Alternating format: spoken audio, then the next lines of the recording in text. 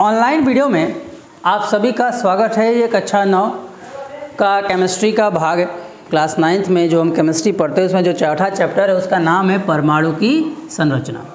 Chemistry का चौथा chapter कि आपको दिख रहा होगा कि परमाणु की संरचना मतलब परमाणु कैसा है, कैसा बना हुआ है। देखिए अलग अलग साइंटिस्ट जो हमारे पास आए हैं उन्होंने अलग अलग डेरिवेशन दिया, मतलब अलग अलग परमाणु की रचना के बारे में डिस्क्राइब किया। क्योंकि परमाणु बहुत एक छोटी सी चीज़ है जिसको देख पाना बहुत ही कॉम्प्लेक्स होता है, लेकिन आज जो हमारे पास मशीनें हैं जिसके द्वारा हम चीज़ों को समझ सकते हैं।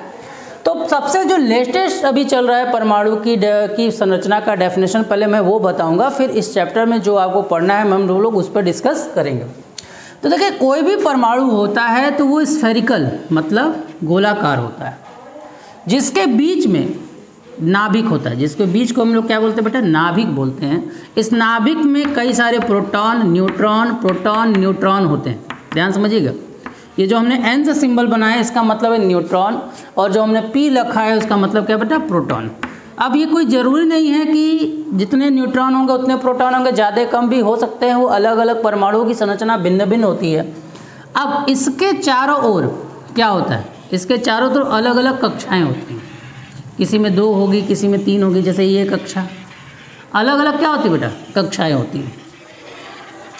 और इन कक्षाओं में जो इलेक्ट्रॉन होता है वो घूमता है। जैसे ये आपका इलेक्ट्रॉन जिसको हम लोग निगेटिव चार्ज बोलते हैं, ये आपका इलेक्ट्रॉन होता है, ठीक है ना।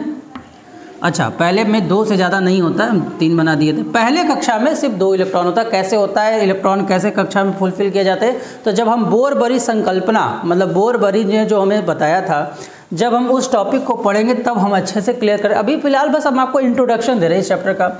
और दूसरे में अगर पूरा है तो इसमें 8 इलेक्ट्रॉन मैक्सिमम फुलफिल किए जा सकते हैं। तो 4, ये हो गया 4, ये हो गया 5, ये हो गया आपका 6 और ये आपका हो गया बेटा 7 और एक आपका 8। और तीसरे में मतलब अभी हमने 3 कक्षा वाला, कोई 1 भी हो सकता है, 2 भी हो सकता है, उसमें कोई मतलब नहीं। तो इन शॉर्ट जो मैं आपको बताना चाहता हूँ कि जो आज के समय में परमाणु का संरचना है उसमें क्या होता है बेटा, जो बीचों बीच होता है इसको हम लोग बोलते हैं नाभिक। क्या बोलते हैं, नाभिक। इंग्लिश में इसको न्यूक्लियस के नाम से जाना जाता है। और यहाँ पे आपको जो ई सिंबल बना हुआ है इसे हम लोग बोलते हैं बेटा इलेक्ट्रॉन। यहाँ पे जो पी सिंबल बना हुआ है इसको हम लोग बोलते हैं प्रोटॉन। और यहाँ पे जो एन सिंबल बना है इसे हम लोग बोलते हैं न्यूट्रॉन। ठीक है, इलेक्ट्रॉन प्रोटॉन और न्यूट्रॉन। तो कोई भी जो आज के समय में जो भी आपका परमाणु है वो क्या है बेटा, गोलाकार है। और गोलाकार में क्या है बेटा, बीच में नाभिक होता है। और नाभिक ही इसका सबसे मेन भाग है, सबसे ठोस भाग है, सबसे सॉलिड भाग है। जैसे समझ लीजिए इसको आप अपने सौरमंडल, जैसे हमारा सौरमंडल है ना, सौरमंडल में क्या होता है, सूर्य होते हैं, सन होते हैं, और सन के चारों ओर जो है हमारा प्लैनेट जो है रिवॉल्यूशन करते हैं।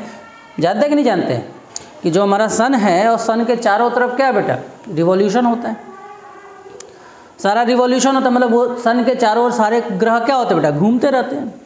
उसी तरह कि बीच में आपके प्रोटॉन होते हैं, प्रोटॉन और न्यूट्रॉन होते हैं। जैसे समझ लीजिए कि प्रोटॉन और न्यूट्रॉन जो है वो आपके सन है, वो आपके क्या बेटा, सन है। और इसके चारों तरफ इलेक्ट्रॉन जो है, इसके चारों तरफ जो इलेक्ट्रॉन है वो घूमते रहते हैं। इसके जो चारों तरफ जो है जो इलेक्ट्रॉन होते हैं वो घूमते रहते हैं। समझ पा रहे हैं ना। तो जैसे ही आपके घूमते हुए आपको दिखाई दे रहे हैं, जैसे हमारा सोलर सिस्टम है, उसी तरह से इलेक्ट्रॉन क्या होता है, अपनी कक्षा में परिक्रमा करते रहते हैं, मतलब नाभिक के सहारे में करते रहते हैं। तो ये थी लेटेस्ट डेफिनेशन। चलिए सबसे पहले आज हम लोग सीखते हैं कि परमाणु की जो संरचना बताई गई उसमें सबसे पहला क्या नाम बोला गया। हाँ, इसमें मैं एक चीज़ बताना भूल गया। इसमें एक चीज़ हमेशा याद रखिएगा कि इलेक्ट्रॉनों की संख्या हमेशा बराबर होती है बेटा प्रोटॉनों की संख्या के। इस बात को ध्यान दीजिएगा। जैसे कि मैंने इसमें अलग अलग बनाया है, लेकिन ये बात हमेशा याद रखिएगा कि कोई भी परमाणु हो, उस परमाणु में इलेक्ट्रॉनों की संख्या और प्रोटॉनों की संख्या हमेशा क्या होती है, सदैव बराबर रहती है। तो इस समय जो आधुनिकतम आपकी परमाणु की संरचना चल रही है वो इस हिसाब से है, इसे आप कर लें नोट। फिर हम आपको बताते हैं कि जो आपको इस चैप्टर में पढ़ना है। नोट हो गया होगा? चलिए आइए अब देखिए कि आपको इस चैप्टर में क्या पढ़ना है। अब आप समझिए इस चैप्टर में आपको क्या पढ़ना है बेटा। इस चैप्टर में आपको पढ़ना है, सबसे पहले जो साइंटिस्ट है उन साइंटिस्ट का नाम है जे थॉमसन। क्या नाम है? J Thomson. अब जे थॉमसन जो नाम के एक साइंटिस्ट थे, उन्होंने सबसे पहले परमाणु की संरचना, दरअसल उसके पहले भी लोगों ने दी थी लेकिन वो उतनी ज़्यादा एप्लीकेबल नहीं हुई। तो जे थॉमसन नाम के साइंटिस्ट थे, उन्होंने संकल्पना किया कि कोई भी परमाणु कैसा है। उन्होंने कहा कि जो परमाणु है हमारा वो पूर्णतः ठोस है, मतलब ये पूरी तरह से क्या बेटा, ठोस है, मतलब ये भरा हुआ है, खोखला नहीं है, ये पूरी तरह से ठोस है।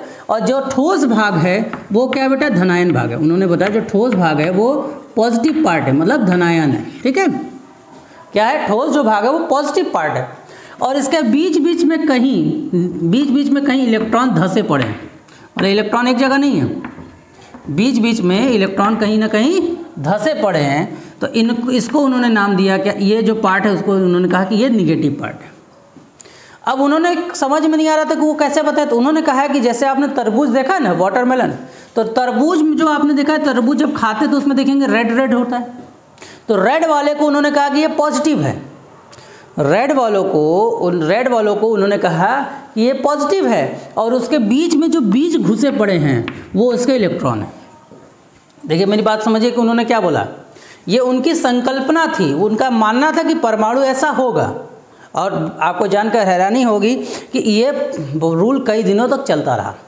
साथ में उन्होंने दो बातें पढ़ी। तो पहला बात आपको समझ में है कि पहला उन्होंने क्या किया, मैं फिर से बोल रहा हूँ जे थॉमसन का, अभी आपको उनका नियम आपको स्लाइड करके हमारे वीडियो पर आएगा।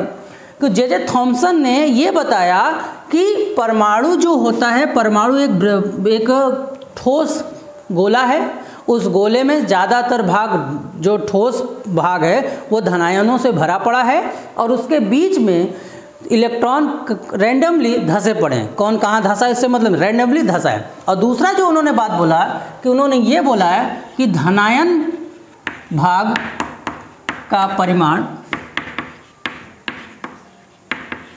और ऋणायन भाग का परिमाण क्या है बेटा, बराबर है। समझ में आया?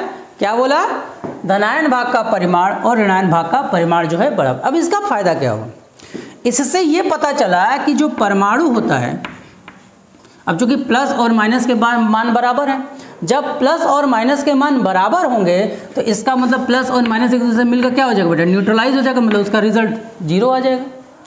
जीरो इन द सेंस, यहाँ magnitude zero in the sense कि तो कोई भी आवेश नहीं रहेगा।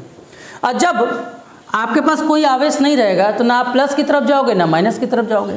तो इससे ये पता चला कि जो परमाणु है वो विद्युत उदासीन है। क्या है, उदासीन। उदासीन का मतलब न्यूट्रल, मतलब कि अगर हम मान लीजिए कहीं प्लस और माइनस, मान लीजिए ऊपर वाला प्लस है और नीचे वाला माइनस है, और अगर हम किसी परमाणु को बीच में छोड़ दें तो ना वो प्लस की तरफ जाएगा ना वो माइनस की तरफ जाएगा।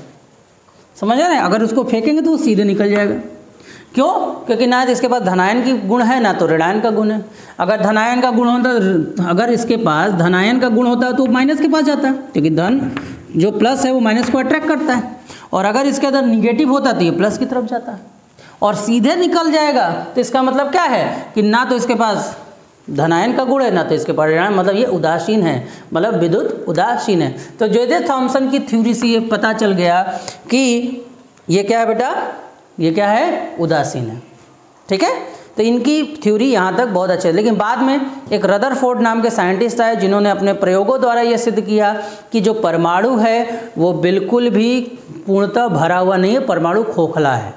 तो ये बात रदरफोर्ड ने बताया, कैसे बताया, क्या एक्सपेरिमेंट बताया, इससे हम लोग सीखेंगे नेक्स्ट वीडियो में। और आज के वीडियो में आपको जो भी दिक्कत हुई होगी, जो भी समस्याएं होंगी, आप हमसे कमेंट बॉक्स में पूछ सकते हैं। ठीक है, और अगर वीडियो अच्छा लगा हो लाइक करें, सब्सक्राइब करें और कमेंट करें। धन्यवाद।